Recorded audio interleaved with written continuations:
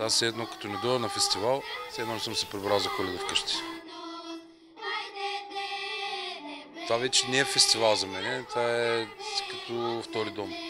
Като кажах, къде отиваш? Отивам си в Куртово Конере.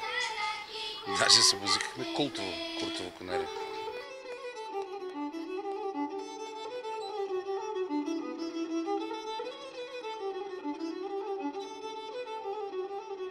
Размишлявайки върху местните проблеми, стигнахме до идеята да направим един фестивал в подкрепа на местния поминък. Всъщност това е нашата цел на самия фестивал, да подкрепим поминъка.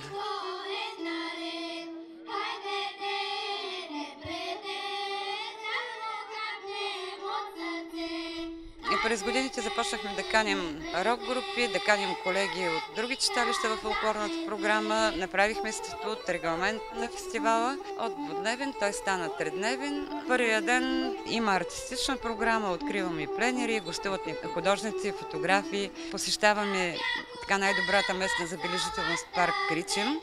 С нашите гости, участници в програмата, имаме откриване на изложби. Традиционно стана да откриваме и на художници, на фотографии изложби. Вечерта имаме концерт рок, джаз, блуз и етно. Не е минал фестивал без присъствие на чужденци, които изпълняват наша музика.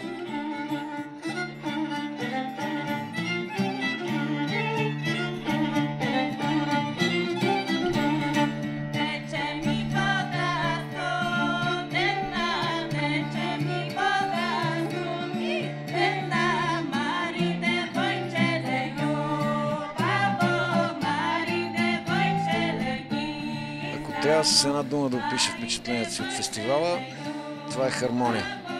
Хармония между музиката, която се представя от фолклора до по-съвременната, каквато и ние свириме. Ето и хората зад мене също са част от хармонията. Нали така? Така.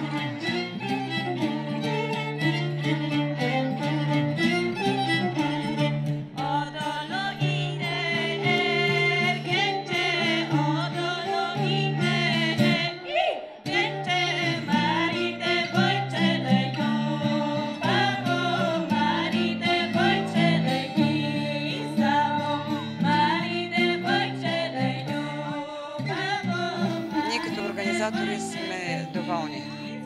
Бързо забравяме за проблемите, в нас остава удовлетворението от това, което правим и че помагаме на местната общност.